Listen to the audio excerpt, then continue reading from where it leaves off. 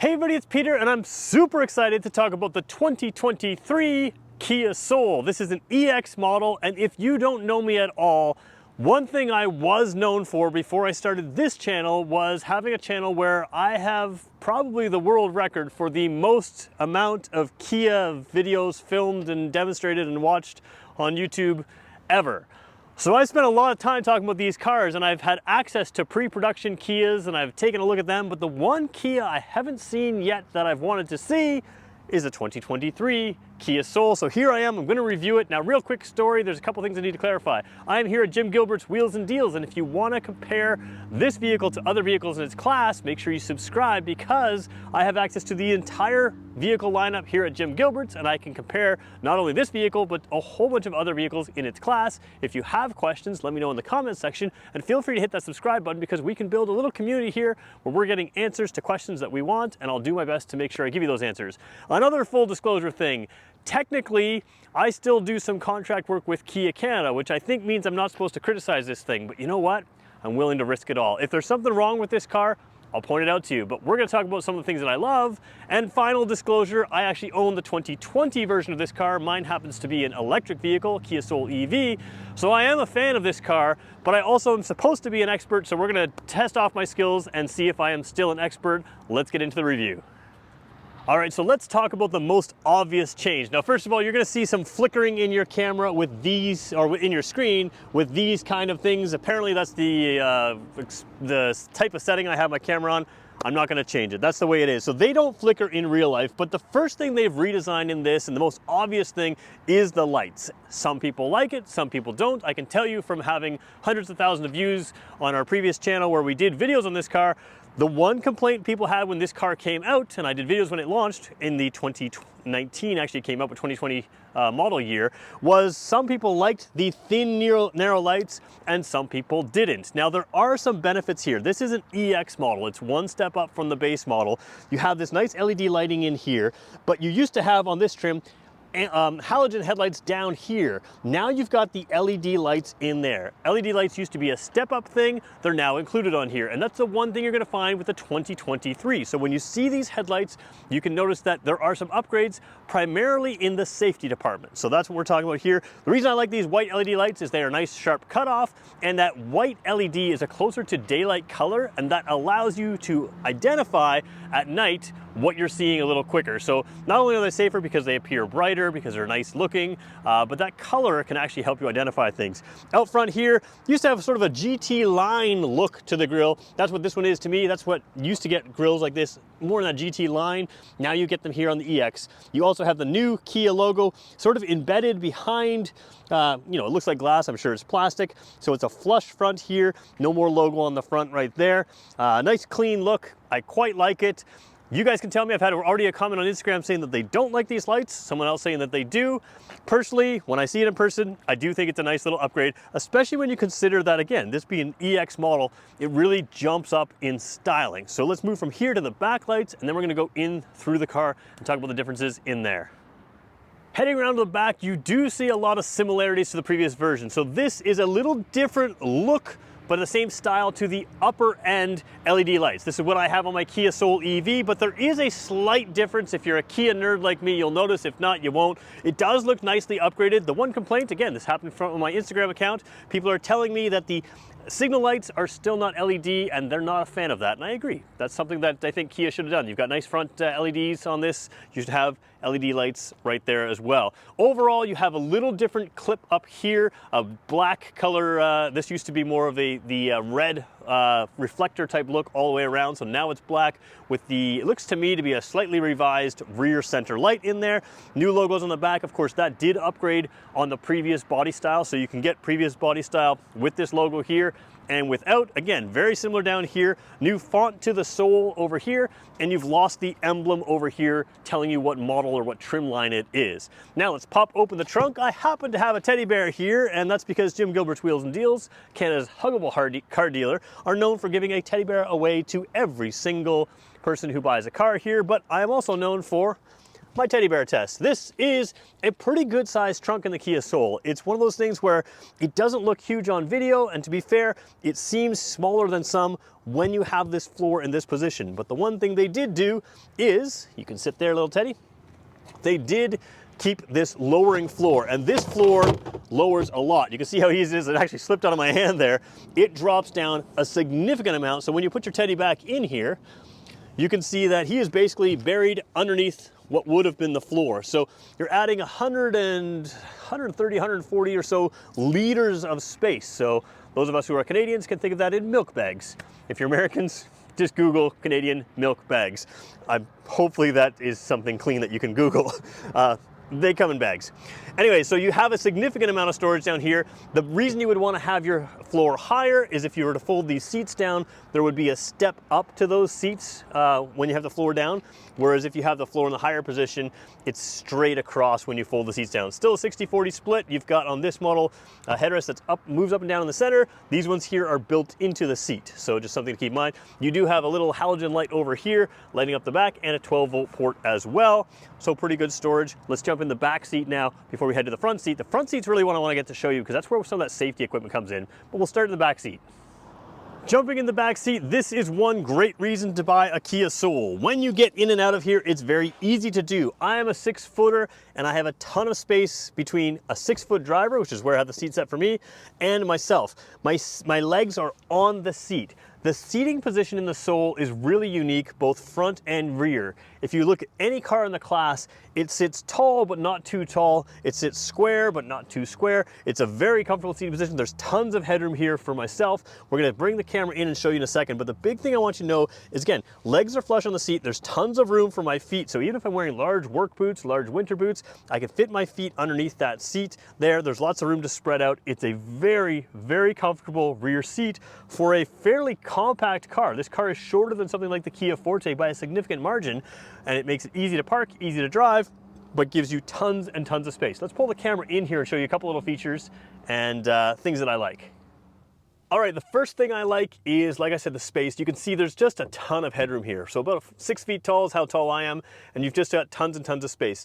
The other thing that they do well is they've got USB ports back here. There's still no vents on this trim level, and they do one thing wrong. I'm gonna show you what that is right now. All right, so your USB ports are now USB-C. That's good. That's not what they do wrong. The vents back here, a lot of people would like to see that. A lot of people forget, though, that just because there's no vents here doesn't mean there are no vents underneath the seat. You do have vents underneath the seat back here. What I like is they have a pocket here on the passenger side. That makes total sense. What the Kia does wrong is if you're gonna put a pocket back here, let's go wide angle for a second here. You need to do it on the driver's side as well. This was all started on the passenger side only because that was where you're gonna put your map book, right? When you're a driver. This car doesn't need a map book. It has Android Auto and Apple CarPlay, which we'll talk about in a second. So if you're gonna give your rear seat passengers a pocket, why not give both rear seat passengers a pocket? One thing I will say though, they do have this plastic back seating here. I quite like that because if you have kids in car seats or anything else like that, their feet are going to touch your seat, and this just wipes clean with a damp cloth. Super, super simple, easy to clean. All right, before we go to the driver's area, I want to talk to you about a couple safety features in this car that I really think are smart. We talked about safety features, and I'm going to show you some more inside, but now that we've sort of seen sort of the comfort areas, some of the safety features that make a difference. So you've got blind spot detection, which again is an indicator in the mirror to the driver. What that really does well is it also gives you rear cross traffic alert, which means if someone is walking across here or driving across here, the car is going to warn you that someone is about to cross your path. And where that makes a difference is, let's pretend that my tripod sitting here is another vehicle. So from there forward is a vehicle, which means that driver has no possible way of seeing me, right? If that driver can't see me, having that rear cross traffic alert means the radar system is back here. It'll warn you of traffic crossing your path. So it's not just that you're just paying attention to your backup camera, which is very good on this car.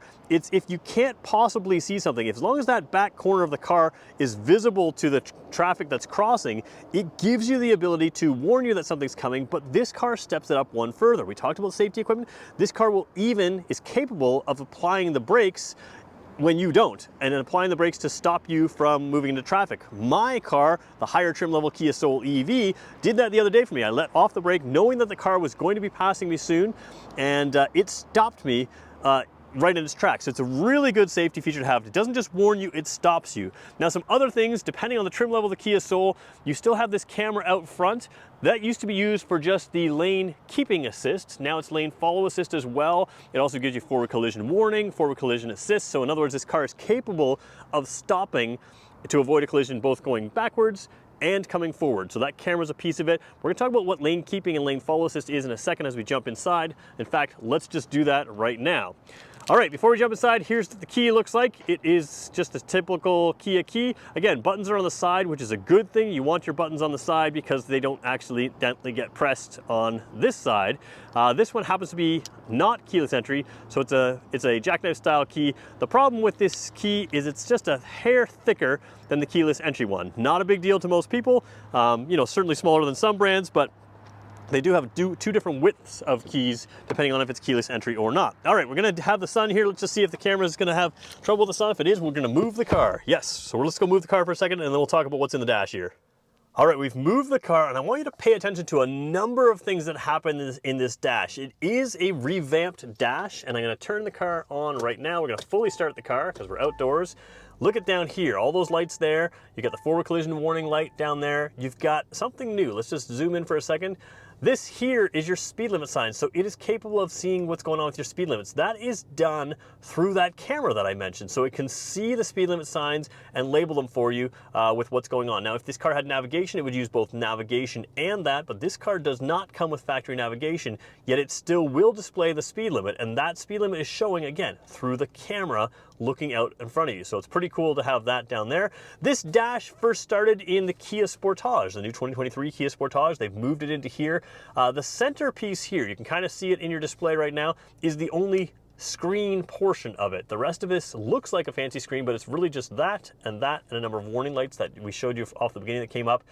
Cleaner, more modern, pretty slick looking. Yeah, it's done all of that. It's pretty good. Some people are going to like the digital tachometer. Some people are not. It is what it is. And overall, I like it. If we switch through drive modes here, you still only got two, but you can see it changes the color. So normal and sport. Most Kias have at least 3 drive modes, and it's usually nowadays smart, then normal, then sport. Sometimes it's eco, then smart, and normal and sport. But now there's just, or there always has been on this generation of Soul, just 2, the normal and the sport mode. Sport mode, of course, changes the way it shifts, changes a whole bunch of parameters to make it a little bit more sporty. So we're gonna leave it in the normal for now. Let's cycle over to this section right here.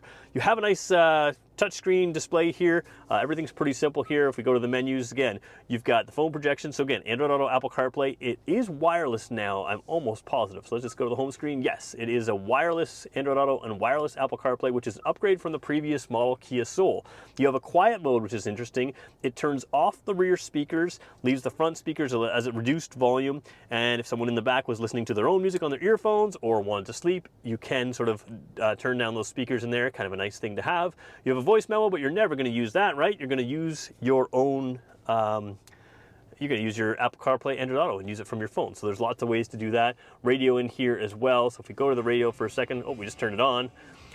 There's all your AM, FM, HD radio in here as well. So we're going to turn that down for a second.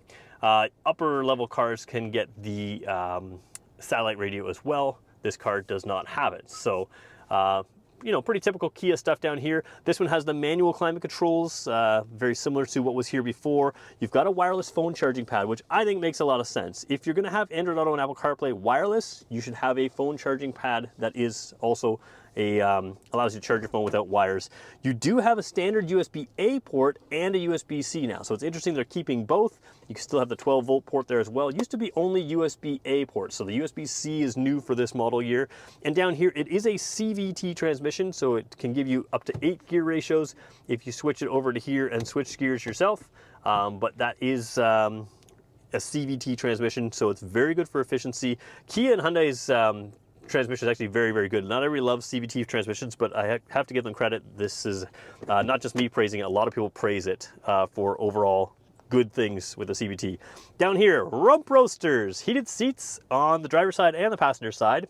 Now, what's interesting is that the Kia Soul has always only had on this trim level or on this model here 2020 and newer, this general body style, they've only had 2. So a lot of the vehicles that are in the Kia lineup have 3 levels of seat heating. These ones work very well, especially on these cloth seats. They warm up very quickly. You saw when I turned it on there, I already feel a good amount of warmth in my seat. So cloth seats with the seat heaters, the rump roasters, work very well. There's your drive mode. We can switch between that normal and the sport. You do have a heated steering wheel here in the EX as well, which is quite nice. We've got the newer logo here. We're going to talk about these controls right here. You've got the leather steering wheel. When you have a heated steering wheel in the Kia, you do have a leather steering wheel.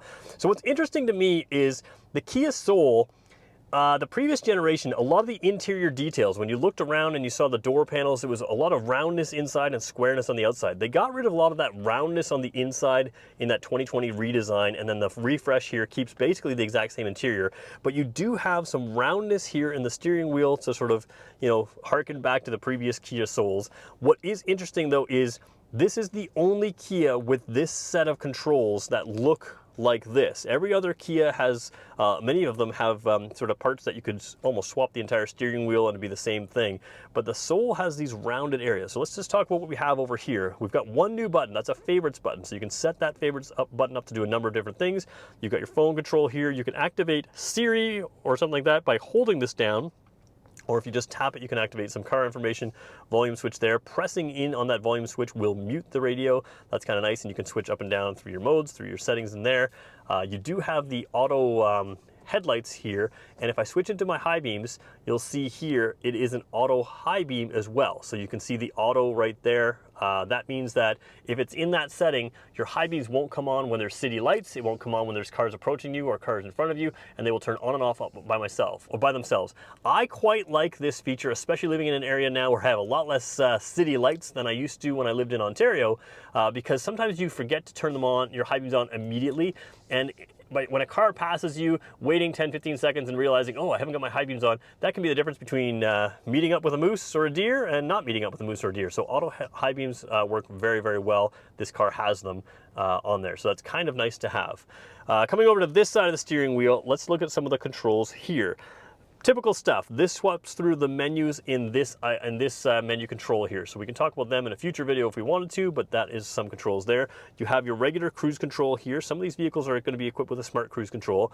This is the new button, and this button is the lane follow assist. So lane keeping assist used to sort of see the lane markers in front of you and kind of keep you generally centered in there, but you had to be going over 60 kilometers an hour.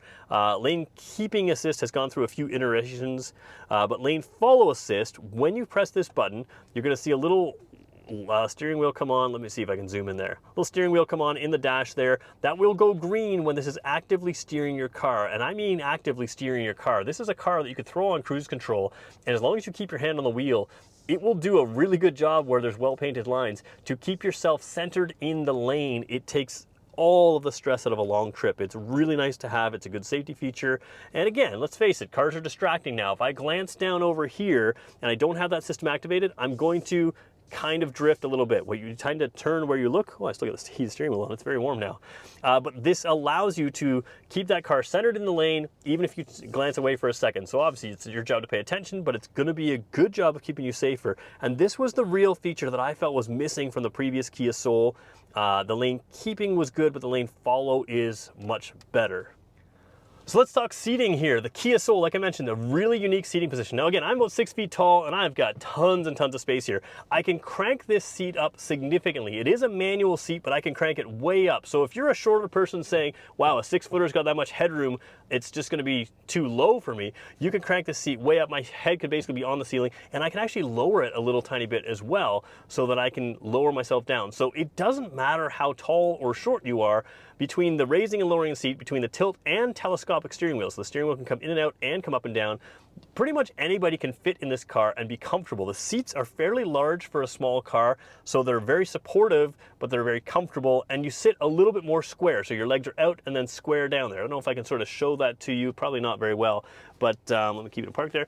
On a regular small car, your leg would be out straighter, and this one is more square. So having that more square seating position, to me, is a really comfortable position. It's a little more SUV style position, and this car, again, very small and easy to park, but feels substantial on the road, and you're very comfortable in the seating position. Again, the Kia Soul is a car that I chose for myself. Mine happens to be the EV. Don't look for an EV going too much further with the Soul. The Soul EV is going to be sort of faded out. The Nero EV is going to be your EV way. So these gas cars are the way you're going. I can tell you with the car running right now, very quiet engine, still the same carryover engine. So a refresh is really just changing the plastics and lights. So the bumpers and lights are different front and rear. I didn't show you the rear styling differences in the bumper. They're fairly minor, but they are there. The front, some styling differences in the bumper and the lights. And then it gives them the opportunity to reevaluate a lot of those safety and technology equipment and include it in this car. So they've done a good job of that, and that's what you have here. So that's my quick kind of first look overview of the 2023 Kia Soul, but don't let that be the end, because I'm going to come back to this car. Again, Canada's huggable car dealer. This is Jim Gilbert's Wheels and Deals. I can compare this car not just within the Kia lineup, but I can now compare it to everything in its class. Where the Soul does really, really well is give you a lot of comfort and passenger space for the size. Where I think it lets us down is it's still front-wheel drive only. It's not a all-wheel drive car. They had the chance to do that in the redesign for 2020. They chose not to. They chose to keep the Seltos as their all-wheel drive smaller car. The Soul is not. A lot of people wonder about that. Again, front-wheel drive only. If you have questions about this car and I didn't answer them in this video, make sure you let me know in the comments below, because if I don't know the answer, I'm back at Kia Canada this month. I'll be doing some work with them, and I can ask the top people exactly the questions that you have, and I'd be happy to answer in the comments below. Make sure you subscribe to my channel if you're not subscribed already, and we'll go over cars like this again. I want to thank everybody for watching. It's been fun to review a Kia again. We'll talk to you in the next one.